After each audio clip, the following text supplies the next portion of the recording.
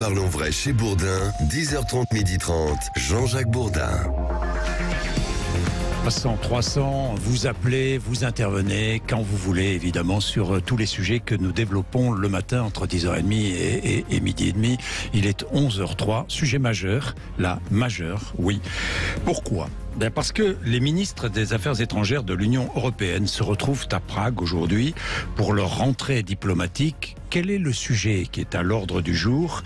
Un sujet qui divise l'Union européenne. Est-ce que l'Union européenne doit interdire les visas aux Russes ? Tout simplement, est-ce que l'Union européenne doit interdire l'accès à son territoire aux citoyens russes ? C'est la question qui est posée, une question qui divise l'Europe. Pour en parler, nous avons deux invités. Claude Blanche-Maison, ancien ambassadeur de France en Russie.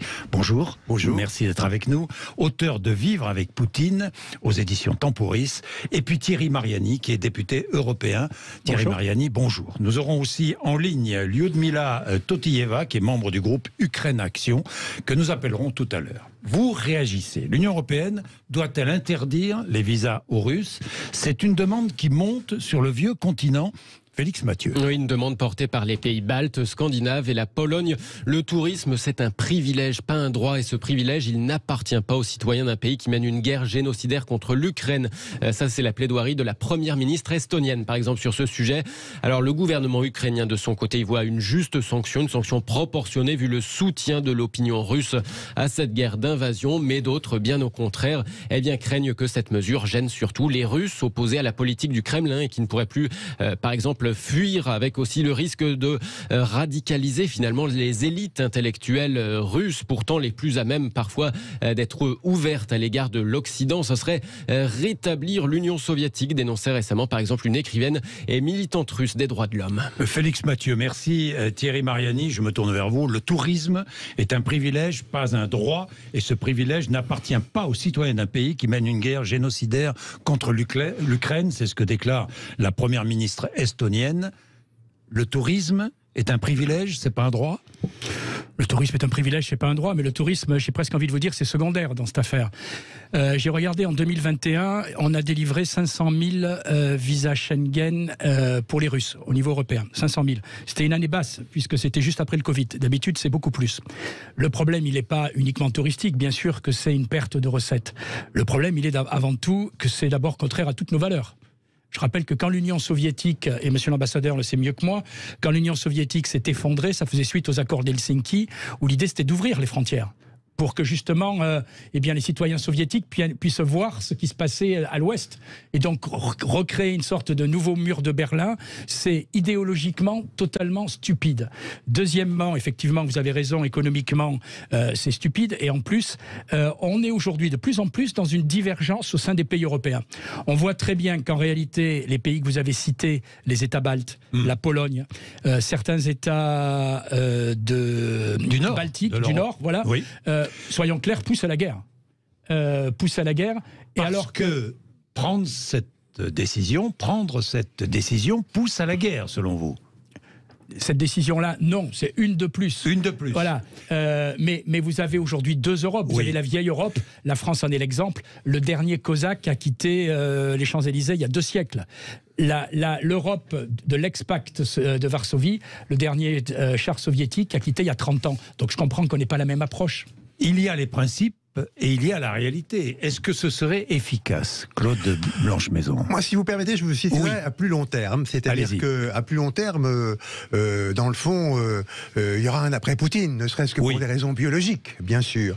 Et il est très important de préparer cet après-Poutine. Et pour cela, il faut que les jeunes, que les intellectuels, que les journalistes, que les forces vives de Russie puissent voyager. Alors effectivement, ce que je dis là pourrait pousser à une sorte de discrimination. Je ne plaide pas pour les touristes russes à l'état pur, je plaide pour les gens qui nous intéressent, c'est-à-dire qui vont fonder la Russie de demain ou d'après-demain. Et c'est important, en effet, que les étudiants puissent revenir étudier dans nos universités. C'est important que les journalistes russes puissent venir, que les intellectuels russes puissent venir. Et sans doute, en effet, que des Russes qui veulent voir ce qui se passe en Occident puissent venir. Surtout que la Russie est un espace clos, qui est une sorte de cloche dans laquelle circulent les fake news. Beaucoup de Russes ne savent pas ce qui se passe actuellement et vivent dans l'illusion d'une opération militaire spéciale. Il faut préciser aussi, Claude Blanche-Maison, que 30% des Russes possèdent un passeport de voyage. 30% des Russes. Je voudrais préciser aussi que 200 000 Russes auraient quitté le pays depuis le 24 février, depuis la guerre en Ukraine. Et c'est une perte nette pour la Russie, parce que ceux qui sont partis sont des intellectuels, sont des gens formés, qui effectivement seront une perte pour la Russie future. J'ai une question, j'aimerais vous poser cette question. Est-ce que cela impressionnerait Poutine ? Claude Blanche-Maison. Pas du tout. Pas du tout. Pour la bonne raison qu'il a dit à plusieurs reprises dans les micros, ceux qui ne sont pas d'accord avec nous n'ont qu'à partir. S'ils ne sont pas d'accord avec les valeurs que je promeus, les valeurs du gouvernement russe actuel, eh bien ils n'ont qu'à partir. Et en effet, je crois qu'il ne se place pas du tout dans l'optique économique, technologique, du point de vue duquel je me plaçais tout à l'heure. Lui, il dit, s'il y a des opposants toxiques, eh bien, ils n'ont qu'à partir. Est-ce que ça peut nourrir la guerre ? Vous en parliez déjà tout à l'heure, Thierry Mariani. Est-ce que ça peut nourrir la volonté de Poutine de poursuivre cette guerre ? Écoutez, je crois d'abord que c'est une sanction qui n'aura aucun impact. Je suis entièrement d'accord avec monsieur l'ambassadeur. D'abord, est-ce qu'elle peut passer ? Ça peut passer ou pas ? Parce que la France et l'Allemagne sont deux pays très réticents. A priori, je pense que ça passera pas. Mais d'abord, il faut quand même rappeler d'où vient cette idée. Oui. Cette idée, elle vient d'un article de monsieur Zelensky, qui souffle à tous les pays ce qu'il faut faire du 8 août, dans le Washington Post, où il est même catégorique. Il a cette expression en anglais où il dit « quel que soit le russe », sous-entendu, même s'il est opposition. Je pense que c'est une idée qui, heureusement, n'aboutira pas. Deuxièmement, je pense que même si elle aboutissait, le but des sanctions, c'est quoi ? C'est de faire changer de politique. Ça n'aura aucun impact. Vous savez, c'est une fois de plus, si vous permettez, un péché d'orgueil de l'Europe. On se croit indispensable. Vous croyez que pour être au soleil, il n'y a que l'Europe ? Je peux vous dire que pour les Russes, la Turquie est un très beau pays et je pense que cette année, il y a eu beaucoup plus de touristes. Thierry Mariani, les sanctions économiques, par exemple, sont efficaces. Ah bon ? Oui, elles sont efficaces ? Elles sont efficaces. Je regardais. Elles sont efficaces, Claude Blanche-Maison ? Elles commencent à l'être. Elles commencent à l'être. Il faut du temps. Inflation multipliée par 2,5 en Russie. Oui. Comme dans les pays baltes. Avec des produits essentiels qui commencent à manquer en Russie. Écoutez, Thierry Mariani. Comme les pays baltes, je vous rappelle que les pays baltes sont à plus de 20%. Attendez, les sanctions vont être très efficaces en France à partir de cet hiver. Non, mais je ne parle pas des sanctions en France. Je parle des sanctions prises par l'Occident. Et les conséquences en Russie, pour le peuple russe, pour le quotidien du peuple russe. Je pense que sur les sanctions, il faut quand même dire que, en effet, les sanctions ne feront sans doute pas changer Vladimir Poutine d'avis, mais nous étions obligés probablement de prendre des sanctions parce que nous ne voulions pas faire la guerre. Et si on ne fait pas la guerre et qu'on n'approuve pas l'invasion de l'Ukraine par les troupes russes, il faut faire quelque chose qui ait un impact. Et en effet, on a pris des sanctions déjà en 2014, au moment de l'annexion de la Crimée. On a pris des sanctions. Au moment de la déstabilisation du Donbass, on a pris des sanctions. Et ces sanctions économiques ont un certain effet à long terme. Mais c'est vrai qu'historiquement, il y a peu d'exemples de sanctions qui aient provoqué un changement politique. Il y a un exemple, c'est l'Afrique du Sud. Car en effet, l'apartheid est tombé, au bout du compte, après des années et des années de sanctions, mais qui étaient des sanctions décidées par l'ONU et appliquées par la plupart des pays du monde. Je suis moyennement d'accord avec monsieur l'ambassadeur. Je pense que surtout, il y a eu deux hommes intelligents, Mandela qui l'était depuis longtemps et De Klerk qui est arrivé au pouvoir. Mais je pense que l'Afrique du Sud aurait pu continuer très facilement, malgré ces sanctions qu'elle contournait grâce à certains pays. Mais la fin de la guerre froide. Et voilà. Fin de la guerre froide. Là où on se rejoint, c'est que monsieur l'ambassadeur a rappelé que depuis 2014, la Russie est sous sanctions. Qu'est-ce que ça a changé ? Rien. Au contraire, vous le savez, puisque un certain nombre de produits où la Russie était dépendante, aujourd'hui elle les produit elle-même. Et donc ces sanctions ne feront jamais plier la Russie. Pourquoi ? Parce que c'est une arme du XXe siècle. Oui, enfin les sanctions 2014, timides sanctions quand même. Hein. Elles se sont renforcées ces derniers temps. Mais vous croyez que celles-là seront plus efficaces ? Je ne sais pas. Qu'aujourd'hui, il y a une efficacité en Russie. Aujourd'hui, elles sont efficaces en Russie. L'inflation est à 15%, vous avez raison. Oui, l'inflation est 2 fois plus importante que chez nous. Oui, mais elle est à 15% en Russie. C'est une réalité. Mais elle est à 23% en Estonie, à 21% en Lettonie, à 20% en Lituanie. Et donc, en réalité, la France en sort plutôt bien. Je pense qu'on n'avait pas vraiment le choix. La France en sort bien. Pour l'inflation, oui.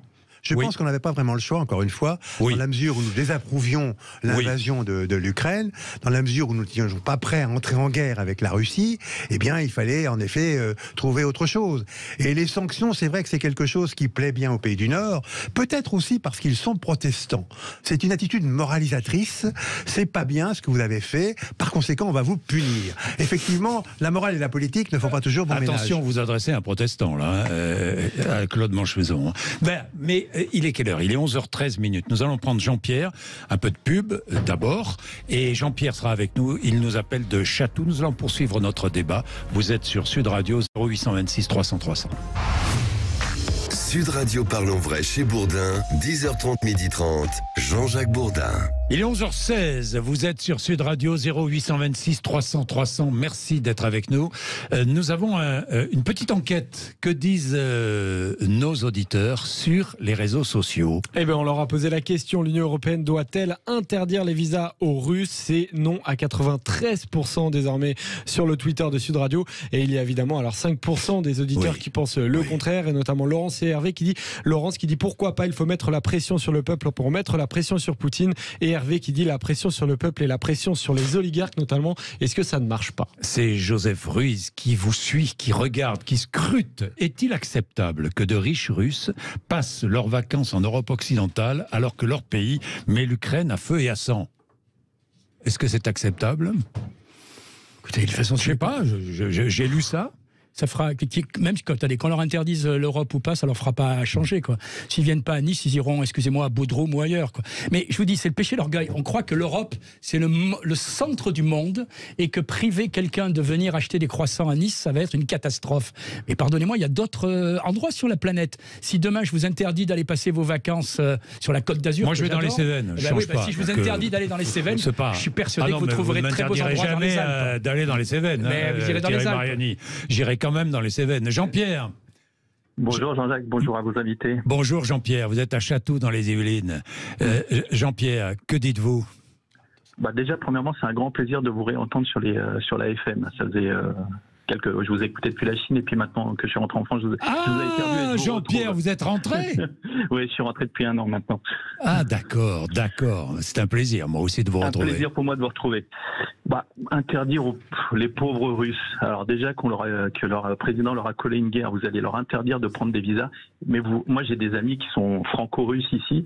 Vous allez interdire à leurs parents de venir voir leurs petits-enfants. On va reproduire ce qu'on a reproduit avec l'Algérie. Ce serait scandaleux. C'est inadmissible de faire ça. On ne peut pas interdire les grands-parents de venir voir leurs petits-enfants. Après, les oligarques russes, de toute façon, avec le président qu'ils ont, vous pouvez interdire tout ce que vous voulez, ils s'en fichent. Ils iront passer leurs vacances en Chine. Ils sont amis. Oui. Ça, c'est pas certain, Jean-Pierre. Ça, ce n'est pas certain. Vous connaissez bien la Chine. Je connais bien, oui. C'est pas complètement certain. Je ne sais pas. C'est une plaisanterie. Mais dites-moi, vous dites quelque chose d'intéressant. Pourquoi interdire, effectivement, les Russes de venir voir leur petit-fils ou leur petite-fille en Europe occidentale? Et vous faites la comparaison. Pourquoi interdire à un Algérien de venir voir son petit-fils ou sa petite-fille en France? On fait payer à des Thierry gens. Mariani. Pourquoi? Pourquoi? Il n'y a aucune raison. Voilà, non, mais de toute façon, il n'y a aucune raison d'interdire. Il n'y a aucune raison d'interdire dans les deux sens. Oui, à condition simplement que je vous rappelle que l'Algérien ou le Français, il respecte les conditions de visa. C'est-à-dire que quand on donne un visa, on veut aussi que la personne retourne dans son pays, qu'il soit algérien, russe ou n'importe quoi. Voilà. Si par moment il y a quelques problèmes pour des visas, que ce soit pour des Russes ou pour des Algériens, c'est parce qu'on est prêt à accueillir tout le monde, mais il faut qu'ils retrouvent le chemin de chez eux. Bien, donc Jean-Pierre, c'est clair pour vous, les Russes doivent pouvoir continuer à voyager en Europe. Mais tous, on doit pouvoir continuer à voyager dans le monde entier. Mais ça, je suis assez d'accord avec vous. On doit pouvoir voyager dans le monde entier. Enfin, bon. Je pense que le problème de nos jours, c'est on a beaucoup de politiques qui ont oublié ce que t'est qui font de la géopolitique à la petite semaine, qui n'ont pas de vision à long terme. On le voit dans notre pays, on n'a pas de vision à long terme. On a fait des choses il y a 10 ans, 15 ans, qu'on va le payer maintenant. Donc, avoir des politiques qui ont une vraie vision sur le monde, avoir des projets, avoir des choses comme ça, c'est ça qui donne de l'ambition aux gens. Et puis, le visa, un visa de touriste, c'est aussi peut-être la première étape avant de choisir l'asile. Non? Oui, ça peut. Aussi, ça peut. Ça peut, bien sûr. Il y a beaucoup d'étudiants qui sont venus et qui sont restés. Hein. qu'ils soient chinois, anglais, turcs. Enfin, moi, j'ai plein d'amis de plein de pays qui ont commencé par un visa étudiant et qui maintenant font les beaux jours de nos grandes entreprises françaises. Donc, bien sûr. Voilà. Le Canada s'en prive pas quand ils font de. Voilà, je vois pas pourquoi nous on s'empêcherait d'avoir des têtes pensantes qui viendraient chez nous. Et le Canada s'en prive encore moins actuellement. Hein. Et puis pour revenir à la politique, finalement, les Russes qui viennent en France, encore une fois, s'exposent à des informations qu'ils n'ont pas en Russie. S'opposent au débat politique libre, par exemple celui qu'on a en ce moment, qui n'existe plus en Russie.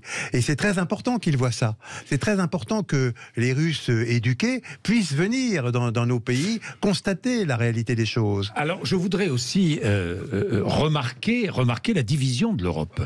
Nous allons écouter le président du Conseil des ministres de Pologne, Mateusz Morawiecki. Il appelle l'Europe à se réveiller et à rester unie dans ce contexte géopolitique difficile. Il faut nous réveiller alors rapidement et autrement, le temps va s'écouler, l'Europe va perdre d'importance dans ce contexte géopolitique. Je ne dois pas le dire aux Français. Tous pour un pour tous, c'est une vraie devise des mousquetaires. Je crois que c'est une devise qui devrait rester la nôtre pour nous, même s'il y a des dossiers qui nous divisent. Bien, c'est le président du Conseil des ministres de Pologne, il est clair, il a peur. Il a peur que l'Europe se divise, que l'Europe explose autour du dossier ukrainien. Thierry Mariani, il y a ce risque? Il a peur qu'une partie de l'Europe ne veuille pas faire exactement la même politique que la Pologne et les États baltes. Oui, il a raison. Parce que, excusez-moi, moi je le dis très clairement, pour moi c'est pas ma guerre. Mais vous ne le suivez pas. Vous ne suivez pas la Pologne, et pourtant c'est un gouvernement quand même très à droite. Je constate, mais le problème n'est pas là. Il y a un acteur quand même dans cette crise, on n'a pas depuis 22 minutes cité son nom, qui est quand même les États-Unis et l'OTAN. On sait très bien que la Pologne est alignée totalement sur la politique américaine, totalement sur l'OTAN. C'est pas l'intérêt de la France. Voilà, c'est tout. C'est pas l'intérêt aussi des pays de la vieille Europe. Vous avez entre les États baltes ou la Pologne et puis d'autres pays, des États qui ouvertement veulent nous entraîner dans une guerre. Je suis persuadé que c'est pas notre intérêt. Claude Blanche-Maison. Jusqu'à présent, l'Europe a réussi à sauvegarder son unité, éventuellement en négociant des accords très compliqués. Ça a été très compliqué pour le gaz, puisque, bien sûr, certains pays qui allaient être beaucoup plus affectés que d'autres ne voulaient pas qu'on aille dans la voie de la réduction progressive vers la suppression des fournitures de gaz par la Russie. Et puis, on a trouvé un accord, comme toujours dans l'Union européenne. Alors là, ça va être compliqué, ça va être très compliqué, parce qu'en plus, il s'agit de Schengen. Et Schengen, ce ne sont pas tous les pays de l'Union européenne, et ce sont des pays hors Union européenne.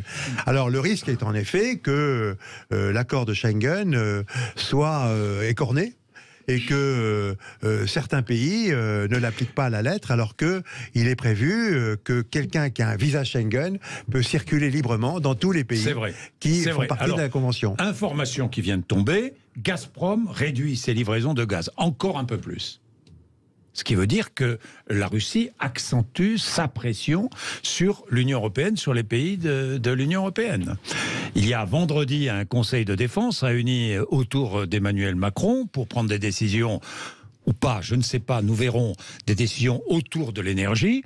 Mais là, c'est une information importante, Claude Blanche-Maison. Oui, le gouvernement dramatise la situation, et il a sans doute raison de le faire, parce qu'il faut obtenir de la population française qu'elle accepte des restrictions pour l'hiver prochain. Il va falloir accepter des restrictions, Thierry Mariani ? Je crains qu'il n'y ait pas d'autre choix, parce que l'Europe... Vous prônez ces restrictions ? Écoutez, s'il y a pas assez de gaz, je ne suis pas favorable aux restrictions, mais on sera bien obligé. Là où je suis révolté, c'est de voir qu'on a pris en réalité toute une décision politique sur les sanctions sans prévoir la suite. Voilà, en réalité, là aussi, une fois de plus, c'est le péché d'orgueil. On croit que les autres États vont plier à nos désirs. Le résultat, c'est que l'hiver arrive et que tout ça, on s'achemine, semble-t-il, vers une catastrophe. Bien, combat intense dans la quasi-totalité de la région de Kherson, je prononce mal évidemment. Attention à la communication dans les deux sens d'ailleurs. Oui. Communication ukrainienne comme communication russe. Mais c'est un enjeu très important, c'est un enjeu capital, parce que c'est le seul endroit où les Russes sont passés sur la rive droite du Dniepr. Oui. Partout ailleurs, ils sont sur la rive gauche du Dniepr. Et effectivement, c'est d'ailleurs leur fragilité. Et c'est pour ça que la contre-offensive ukrainienne est assez bien choisie comme lieu. D'ailleurs, j'ai cru comprendre des informations qui ont filtré hier que les postes de commandement russes qui étaient dans la région de Kherson, sur la rive droite du Dniepr, se sont repliés sur la rive gauche.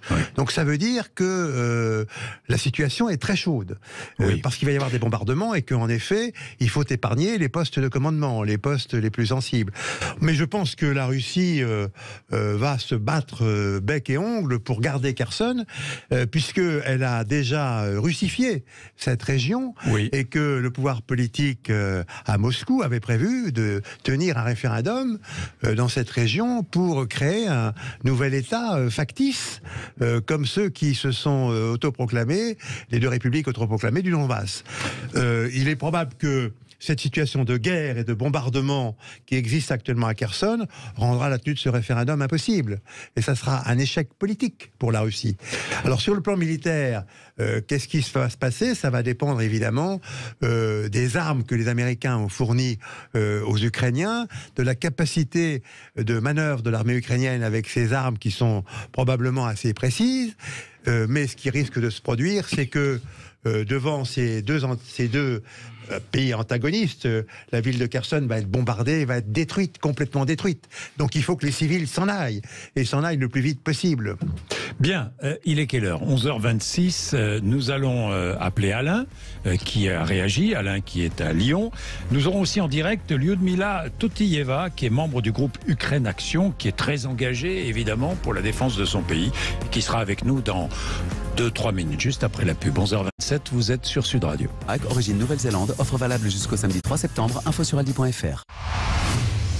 Sud Radio Parlons Vrai chez Bourdin, 10h30, 12h30, Jean-Jacques Bourdin. Il est 11h30, savoir et comprendre le matin sur Sud Radio, 0826 300 300, 0826 300 300. Vous n'hésitez pas, vous appelez, Alain est avec nous, Régina sera avec nous dans un instant. Vous êtes très nombreux à nous appeler ce matin, j'en suis très heureux. Lyudmila Totieva est avec nous, Lyudmila Totieva est avec nous, pardonnez-moi, membre du groupe Ukraine Action, bonjour. Bonjour. Merci d'être avec nous. Alors vous êtes catégorique, vous soutenez cette initiative polonaise? Je soutiens le ban de visa touristique pour les Russes, oui. Pourquoi? Alors, il y a plusieurs raisons. Première raison, c'est que normalement, les visas touristiques, ça aide de voyager, d'être un peu plus ouvert à d'autres pays, de s'éduquer par rapport à comment ça se fait ailleurs, pour après faire en sorte que voilà, il y a quand même des changements à l'intérieur de ton pays. Depuis plus de 8 ans que les Russes, ils ont pu avoir le régime un peu simplifié pour arriver en Europe, pour regarder. Bah, écoutez, ça n'a pas beaucoup changé en termes de comportement et en termes de, si on regarde concrètement. Vous voulez dire, pour résumer, que les voyages des Russes en Europe occidentale n'ont pas fait bouger le régime politique. Ça n'a pas, ça a peut-être légèrement changé je sais pas, la façon dont les Russes regardent leur régime politique, mais dans les faits, ça n'a rien changé, quand même. Une chose, oui, ça c'est la première. Et la deuxième, c'est que le pays qui bombarde un autre pays chaque jour, on a des morts chaque jour parmi la population civile, les alertes aériennes qui retentissent sur plusieurs villes, plusieurs fois par jour. Et ce pays-là, qui bombarde l'autre pays, il ne voit pas le grand problème en ça. Ben, les gens de ce pays, je ne pense pas que ce sera légitime qu'eux, ils partent en voyage en Europe ou ailleurs pour justement... Pour eux, la vie continue comme d'habitude. Il n'y a pas de guerre. Ils n'ont pas la possibilité de faire face à la réalité qui est, en fait, que leur pays, elle a envahi un autre pays souverain et se comporte comme un terroriste. Et ben, dans ce cas-là, il faut quand même prendre la responsabilité de ce qui... parce que chacun a la part de responsabilité dans ce qu'il vit. Est-ce que le pays, comme la Russie, fait maintenant dans l'arène internationale? Et en fait, on peut réfléchir et se dire que peut-être c'est pas normal en fait de faire des voyages en tant que pendant le temps qu'il y a des gens qui sont morts en Ukraine chaque jour. Vous dites la population, si je comprends bien, les Russes sont en quelque sorte pas les complices, mais sont aussi responsables des actes de leurs dirigeants. Bah écoutez, c'est pas Poutine qui est venu en Ukraine pour tuer les personnes, par exemple, à Boutcha, c'était des Russes. Et c'était des Russes qui des sont soldats là, russes, dans oui. l'Ukraine, les soldats russes, bah voilà. Et les personnes qui restent en Russie, il y a effectivement une marge de population qui ne soutient pas ce que Poutine fait. Ils essayent de s'organiser dans les mesures possibles pour justement faire opposition, mais c'est très dur à faire. Et ceux qui sont partis de la Russie pour faire opposition ailleurs, c'est leur sujet à eux. Et d'ailleurs, le fait qu'ils vont pouvoir quand même quitter le territoire de la Russie pour des raisons humanitaires ou des raisons de réfugiés politiques, ok, il n'y a pas de problème sur ça. Mais la grande question, c'est que chaque Russe est responsable du fait que le régime, il est devenu ce qu'il est devenu aujourd'hui. Il se permet de faire les choses qu'il se permet de faire en Russie, mais aussi en Ukraine, mais aussi en Russie même. Bon, vous, Lyudmila, vous êtes clair. Chaque Russe, chaque citoyen russe est responsable. Thierry Mariani. Écoutez, en Occident, il y a longtemps qu'on ne croit plus aux responsabilités collectives. Voilà, il y a des responsabilités individuelles.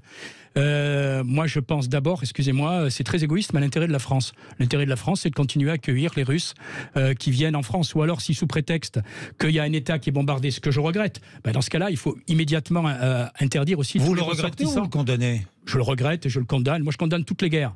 Voilà, je pense, on ne va pas reprendre la démonstration, je pense qu'on aurait pu éviter ça avant. Oui. Mais dans ce cas-là, il faut aussi, par exemple, interdire les gens d'Arabie Saoudite. Ils bombardent le Yémen. Et puis pourquoi on n'a pas interdit les Américains quand ils bombardent l'Irak? Voilà, je veux dire, si on commence là-dessus, on n'en finit pas. Non, je pense qu'aujourd'hui, le problème, c'est pas d'interdire aux uns ou de faire des sanctions contre les autres, c'est d'essayer de trouver une voie de négociation pour arrêter cette guerre. Claude Blanche-Maison. Les négociations, je suis désolée, mais les négociations, il y a les conditions de négociation qui étaient annoncées il n'y a pas si longtemps par la Russie, qui étaient rabâchées dès le premier jour. Ils n'ont pas changé les conditions de négociation, qui sont inacceptables de la part de l'Ukraine, parce qu'ils exigent la capitulation de l'Ukraine sans réserve. Alors je rappelle, Lyudmila, oui, Lyudmila, je rappelle que la Russie occupe 22% du territoire ukrainien aujourd'hui. Et alors ? Non, mais je porte aucun jugement. Je dis simplement que la Russie occupe 22% du territoire ukrainien. Est-il acceptable qu'un pays soit occupé à 22%? C'est aussi l'une des questions qu'on peut poser, Thierry Mariani. C'est pas acceptable, mais dans le droit international, c'est inacceptable dans plein de cas. Voilà, c'est tout. Mais c'est pas parce que c'est inacceptable ailleurs que ça doit être acceptable en Ukraine. Quand on a des principes, les États-Unis occupent par exemple la plus grande partie de la Syrie. Je veux bien. Et là, ça choque personne. La comparaison, c'est toujours la fuite. Pardon, Thierry Mariani, vous le savez. Quand on compare, c'est qu'on ne répond pas à la question. Je connais ça par cœur. Quand on pose la question, est-il condamnable d'occuper 22% du territoire d'un pays? Quand on évoque des principes, il faut les appliquer dans toutes les situations. Donc là, il faut les appliquer. Et je dis les Russes doivent se retirer. Je dis simplement qu'une guerre, quelle qu'elle soit, doit trouver le moyen de s'arrêter le plus vite possible. Voilà, c'est ça la priorité. C'est pas d'appeler à la revanche, etc. Claude Blanche-Maison. Malheureusement, je pense que les buts de guerre de la Russie et l'objectif qu'a affiché M. Zelensky, qui en effet que l'Ukraine recouvre sa souveraineté territoriale intégralement, ce qui est tout à fait légitime, c'est conforme au droit international. Eh bien, la contradiction entre ces buts de guerre des deux côtés fait qu'aucune négociation n'est possible actuellement. Je crois qu'il faut être réaliste et le reconnaître. Et puisqu'aucune négociation n'est réaliste actuellement, en effet, il faut poursuivre les pressions sur le pays agresseur. Mais je ne pense pas que la suppression de tout visa constitue une pression efficace. Je pense qu'il faut investir à long terme, qu'il faut investir dans les jeunes, qu'il faut investir dans les intellectuels, et qu'il faut en effet permettre à ces Russes de venir voir ce qui se passe en Occident. Et surtout, ça les incite à réfléchir, et ça leur donne les moyens de comprendre. Des infos sur ce qui se passe chez eux. Bien sûr. Parce qu'ils peuvent contester, mais au moins, ils seront exposés à d'autres informations que celles qu'ils reçoivent par la télévision russe. Bon, il est 11h37. Merci, Lyudmila. Je vais prendre Alain, qui est à Lyon, qui est là depuis un petit moment, qui a envie de s'exprimer. Ici, vous savez que vous êtes prioritaire. 0826 300 300. Alain. Oui, bonjour. Bonjour, Alain. Que dites-vous, mon cher Alain? Moi, je suis contre le fait qu'on empêche les Russes et qu'on supprime les visas. De toute façon, on a affaire à à des gens violents dans une guerre obligatoirement.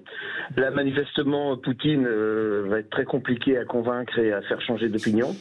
C'est pas en confirmant à sa population comme quoi les Russes sont traités de manière violente qu'on va faire que Poutine va changer d'opinion. Au contraire, si les Russes voient qu'ils peuvent quand même venir, que l'Occident n'est pas remonté vraiment contre la population russe, mais bon, peut-être plus particulièrement contre certains de ses dirigeants, et surtout que ces Russes qui viendraient dans l'Occident ou dans d'autres pays pourraient avoir accès à d'autres informations, à d'autres nouvelles, à d'autres news, à des journaux télévisés, à de la presse écrite, de la radio, où ils recevraient d'autres informations, ça leur permettrait peut-être de se faire quand même une opinion différente. Et une fois rentrés chez eux, ils pourraient comparer ça à la propagande qui est faite chez eux et avoir peut-être d'autres idées.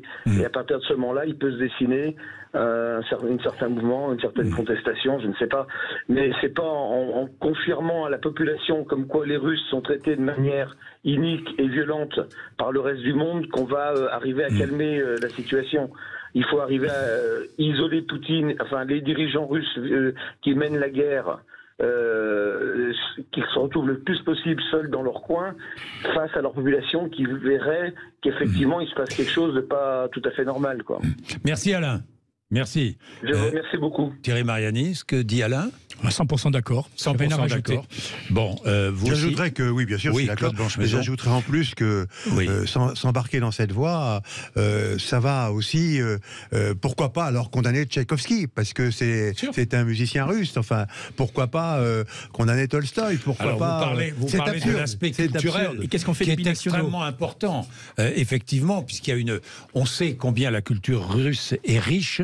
Les Russes aiment la culture européenne, ils se sentent européens pour la plupart d'entre eux, vraiment européens. Donc évidemment, il y a des liens très très étroits, des liens culturels très étroits. Si on interdit les visas, ça veut dire quoi? Ça veut dire qu'on interdit, je ne sais pas moi, un orchestre russe de venir se produire en Europe. On interdit, mais aujourd'hui déjà on interdit les sportifs russes. On interdit plein de choses. Je vous rappelle on interdit plein de choses. Je vous rappelle qu'on est même allé jusqu'à interdire les propriétaires de chats russes dans les expositions de chats. Pour vous dire à quel point on venait d'aller dans la stupidité. Chacun se sent obligé de rajouter son grain de sel. Bien, Cynthia est à Narbonne et avec nous ce matin. Bonjour Cynthia. Bonjour, merci à vous de m'accueillir dans votre émission. Ben, c'est là, vous êtes chez vous. Alors allez-y Cynthia, qu'est-ce que vous vouliez dire ? Alors, déjà, je me présente, je suis française, je fais partie d'une famille franco-russe parce que mon mari est russe, donc mes enfants sont franco-russes, et je suis la présidente d'une association franco-russe sur Narbonne. Oui. Voilà ce que j'avais envie de dire, c'est que depuis 6 mois, nous avons subi des menaces, beaucoup de, on va dire, de problèmes de la part des réfugiés qui sont arrivés en France. Et j'avoue que j'ai écrit à Monsieur Macron dans ce sens, en disant que accueillir des réfugiés c'est bien, mais peut-être leur expliquer que les Russes qui habitent en France ou les familles franco-russes qui habitent en France ne doivent pas subir la russophobie. Cette russophobie elle est montante. Pourquoi? Justement parce que interdire aux Russes de venir en France, commencer à interdire aux artistes de s'exprimer, interdire la culture, comme on est venu me demander chez moi de brûler mes livres russes, comme on est venu me demander de divorcer de mon mari, tout ça, ça fait monter cette russophobie. Isoler la Russie, c'est stupide. Parce que non seulement ça fait monter un sentiment de haine de la part de tous ces Ukrainiens qui habitent en France, de la part de tous ces réfugiés qui viennent, et non seulement ça fait se sentir les familles franco-russes isolées également. Ça veut dire qu'il n'y a pas que la Russie qui est isolée, mais des Français qui habitent en France, qui se sentent désormais exclus, qui se sentent un petit peu, je ne sais pas si vous vous souvenez, il y a quelques mois, il y avait ces musulmans français qui se sentaient également isolés par tous les terrorismes qui arrivaient. Et du coup, ils étaient montrés du doigt. Et aujourd'hui, c'est ce qui arrive aux familles franco-russes, à des enfants. On les montre du doigt. À l'école, au sport. Mes enfants, quand ils vont faire du sport, on leur dit « Ah, mais toi, t'es d'origine russe, donc c'est toi l'agresseur. » Voilà. Tout ça est en train de monter en ce moment en France et c'est pas bon. Le président Macron a un discours, et je lui ai écrit au président Macron en ce sens, il a un très mauvais discours. On ne peut pas glorifier quelqu'un qui, depuis 8 ans, a laissé son pays se faire tuer. Il y a des populations dans son pays qui mourraient. qui criait. Depuis 8 ans, nous, on aide justement à faire venir ces familles du Donbass sur le Narbonnais pour faire en sorte de les sauver. Ça faisait 8 ans qu'on s'occupait de ces gens qui souffraient là-bas, dont les enfants vivaient dans des caves. Donc à un moment donné, il faut quand même que le président prenne conscience de ses paroles. Mais on sent une certaine... Merci Cynthia. On sent quand même, Thierry Mariani, une certaine réticence. Quand on écoute bien Emmanuel Macron, on sent bien qu'il n'épouse pas totalement ces poussées jusqu'au boutiste venus du Nord de l'Europe. Le problème, c'est qu'il est su et que pour les sanctions, on n'a pas... Même si par moment, effectivement, il est l'un des rares à maintenir encore un contact avec Poutine, et c'est très bien. Malheureusement, on est entraîné aujourd'hui par tous ces pays de l'Est dans une politique qui, à mon avis, n'est pas l'intérêt de la France. C'est là d'ailleurs où on voit que la politique européenne est en réalité impossible ou dangereuse. Impossible parce qu'on n'a pas les mêmes préoccupations au niveau des 27 pays, et dangereuse parce qu'on est attiré dans un conflit qui, je le répète, n'est pas le nôtre au départ. Bien, il est 11h44, nous allons prendre Régina et nous allons poursuivre ce débat qui vous passionne. 0826 300 300. Vous revenez avec nous, évidemment, vous êtes chez vous ici. Il est 11h44, Sud Radio. Sud Radio Parlons Vrai chez Bourdin, 10h30, 12h30, Jean-Jacques Bourdin. Bien, nous débattons depuis 11 heures sur une question essentielle qui est claire. Est-ce que l'Union européenne doit interdire aux citoyens russes l'entrée en Europe? C'est une question qui est débattue par les ministres des Affaires étrangères réunis à Prague. Régina est là. Bonjour Régina. Bonjour Monsieur Bourdin et Monsieur Mariani. Je réagis effectivement par rapport au visa pour les Russes. Oui. Je ne comprends pas cette interdiction. Il n'y a pas d'interdiction pour l'instant. Hein. C'est un débat. Donc, voilà. Je ne comprendrais pas que cela puisse se faire. Le peuple russe, à mon sens, n'y étant pour rien dans ce conflit. Interdire en plus, comme disait Cynthia, et je suis tout à fait d'accord avec elle, des grands sportifs, la culture russe en France et dans d'autres pays d'Europe, je trouve ça inadmissible. Et en même temps, on interdit les Russes de venir, et en même temps, des oligarques ukrainiens passent leur congé sur la Côte d'Azur et ailleurs, dans le grand faste, et ça ne choque personne. Non mais Régina, alors à ce propos, j'ai vu une petite information, il y a un Ukrainien qui passait ses vacances à Nice, ça a été vu sur les réseaux sociaux, et je crois qu'il a été sévèrement sanctionné à son retour à Kiev. C'est un diplomate, je crois, qui travaille à la présidence. Il a été durement sanctionné par le pouvoir ukrainien. Mais vous savez, des oligarques ukrainiens, russes, il y en a partout. Hein. Oui. Et la corruption, ça existe en Ukraine comme en Russie. Ça existe partout. Oui, voilà, parce que voilà, parce qu'en fait, ce que je voulais dire à ce propos, et c'est très bien ce que vous me répondez, j'en suis fort aise. Oui, merci Régina. Parce que venir demander au MEDEF de les aider tant que temps, il y a des milliards qui sont expédiés en Ukraine, pendant que ces messieurs se prélassent sur notre Côte d'Azur, pourquoi les oligarques n'aideraient pas l'Ukraine déjà eux-mêmes? Oui, enfin, il y a beaucoup de riches Ukrainiens qui aident financièrement l'armée ukrainienne indirectement, hein, beaucoup qui sont engagés. Certains sont engagés, il ne faut pas... Non, je crois que, Régina, encore une fois, des oligarques, il y en a de tous les côtés, et des corrompus, il y en a partout. Donc, je crois simplement que la question est simple, et vous êtes d'accord avec Thierry Mariani, et d'accord finalement avec Claude Blanche-Maison, on ne peut pas interdire aux citoyens russes de venir en Europe. Aux citoyens lambda, je parle. Hein. Je ne parle pas des oligarques. Il n'y a pas que des oligarques. Sûr, tout à fait. Hein? D'autant que notre économie est déjà au plus bas. Pourquoi se priver de cette manne de touristes et comme je pense, sincèrement, les Russes eux-mêmes, ils sont pour rien dans ce conflit. Hein. Bien. Merci beaucoup, Régina, dans tous les cas, d'avoir appelé, d'avoir participé. C'est important. Thierry Mariani voulait dire quelque chose. La corruption, elle existe en Russie, elle existe en Ukraine, avec une différence, c'est que ce sont les citoyens européens qui la payent.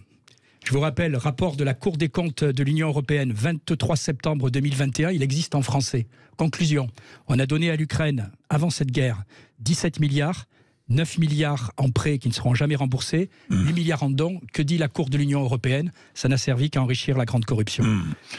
On a aussi enrichi la corruption russe, non, Claude Blanche-Maison, à travers... Pas 17 milliards, l'Europe ne donne pas 17 milliards à la Russie. À travers, non, Claude Blanche-Maison, vous avez été ambassadeur à Moscou. J'espère que non.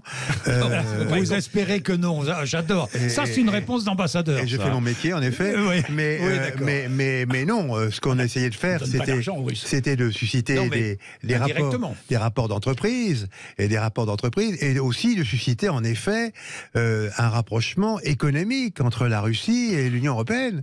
Puisque, en 2003, on était sur la ligne et le gouvernement russe était d'accord de faire un espace économique commun. Peut-être si on avait réussi, on n'en serait pas là aujourd'hui. Mais ça n'a pas été possible parce que des deux côtés, il y avait beaucoup de gens qui s'y sont opposés et effectivement, nos amis américains étaient foncièrement contre. Des deux côtés, côté occidental comme côté russe, on avait intérêt à développer des affaires avec les Russes et en Russie. C'est tout à fait logique. Regardez Total. Pardon, mais Jean-Jacques Bourdin, je répète, en Ukraine, on finance l'Ukraine. Le contribuable européen a donné 17 milliards. On finance pas la Russie. Mais ça vous a pas échappé. L'effort de guerre. Voilà, donc l'effort de guerre. Oui, non, là c'était avant la guerre. 17 milliards avant la guerre qui sont partis en corruption. Et dernier exemple, vous connaissez CBS, qui est une chaîne américaine assez célèbre. Et voilà, je vous rappelle quand même que le reportage de CBS d'il y a 3 semaines qui disait que seulement 30% des armes données par les États-Unis arrivaient au front. C'est-à-dire ce qui est bien plus grave. On alimente en ce moment le trafic d'armes. J'espère que dans nos banlieues, dans quelques semaines, on ne retrouvera pas un certain nombre d'armes qui étaient destinées aux Ukrainiens. Oui, là, peut-être que le raccourci est un peu rapide, Thierry Mariani. Je ne sais pas, nous verrons. Nous verrons. C'est pas moi qui le dis, CBS, 30% des armes arrivent au front.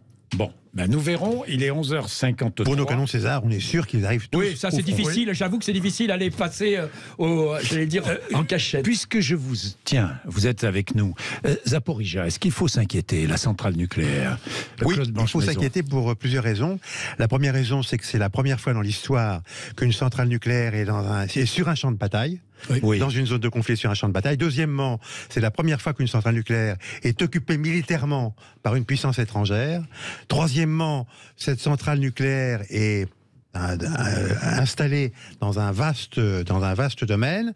Il y a naturellement les 6 réacteurs, 1000 mégawatts chacun. Pour donner un ordre de comparaison, le Blayais près de Bordeaux, c'est 4 réacteurs de 900 mégawatts. Donc là, c'est beaucoup plus. Oui, et il n'y a que 2 réacteurs qui fonctionnent. Il y en a que 2 qui fonctionnent. Il n'y a que 2 qui fonctionnent. Vous savez, les 2 réacteurs qui fonctionnent, ça correspond à Gravelines. À la centrale de Gravelines en France, dans le Nord. Et comme le site est vaste, effectivement, il n'est pas impossible, et les satellites en tout cas le montrent, que les Russes, le régiment russe qui occupe le terrain, ait amené un peu d'équipement avec lui. Et il n'est pas non plus inconcevable que des drones ukrainiens bombardent ces équipements russes qui sont à côté de la centrale, pas dans la centrale, mais à côté. Donc on est dans une situation extrêmement dangereuse où des dégâts collatéraux peuvent se produire à la centrale, et c'est pour ça qu'il est très important que les 14 inspecteurs de l'AIEA arrivent demain ou après-demain sur le site. D'accord, Thierry Mariani, ou pas d'accord? D'accord que c'est extrêmement dangereux, d'accord c'est très bien que l'AIEA arrive, je pense simplement que ça ne changera rien. Mais que l'AIEA... Pourquoi dites-vous avant même qu'ils arrivent que ça ne changera rien? Parce qu'en réalité l'AIEA va vérifier le bon fonctionnement de la centrale, je pense que ça fonctionne bien, je rappelle que ça a été construit du temps de l'Union soviétique, donc Ukrainiens ou Russes c'est les mêmes, sans méchanceté aujourd'hui, donc les Russes savent aussi bien faire fonctionner la centrale que les Ukrainiens. Le vrai danger, et monsieur l'ambassadeur l'a dit, c'est une frappe sur la centrale. Voilà, là, il y a un vrai danger. Et ce n'est pas l'AIEA qui va l'empêcher. Alors, je pense qu'il faut dire aussi quand même la vérité, c'est que quel est l'objectif des Russes? Pourquoi est-ce qu'ils ont pris cette centrale? Bien sûr, parce qu'ils prennent des équipements, des infrastructures productives ukrainiennes, mais ils ont un objectif beaucoup plus précis. C'est, et ça a été dit par le côté russe, de débrancher cette centrale du réseau ukrainien pour le brancher sur le réseau russe, et notamment pour alimenter en électricité l'Ukraine, c'est-à-dire le Sud. Et toute cette affaire à la fois de Kherson et de Zaporijia, c'est qu'en effet, la stratégie russe est de conforter sa présence en Crimée en s'assurant de l'arrière-pays. Car tout ça, c'est l'arrière-pays. Donc c'est très grave. Alors effectivement, à Kherson, on amène de l'eau douce du fleuve Dniepr vers la Crimée, qui n'en a pas, qui en manque. Et par la centrale, on espère pouvoir amener un jour de l'électricité. Donc c'est un enjeu économique. Eh bien, nous allons suivre cela. Merci, messieurs, d'être venus nous voir. Merci à toutes celles et ceux qui sont intervenus. C'était passionnant. Depuis 11h, Vivre avec Poutine, Claude Blanche-Maison, aux éditions Temporis. Merci Thierry Mariani d'être avec nous ce matin sur Sud Radio. Il est 11h56. Nous allons nous retrouver juste après midi avec de nouveaux sujets. Vous allez voir, ça va être toujours passionnant. Et j'attends vos appels. 0826 300 300.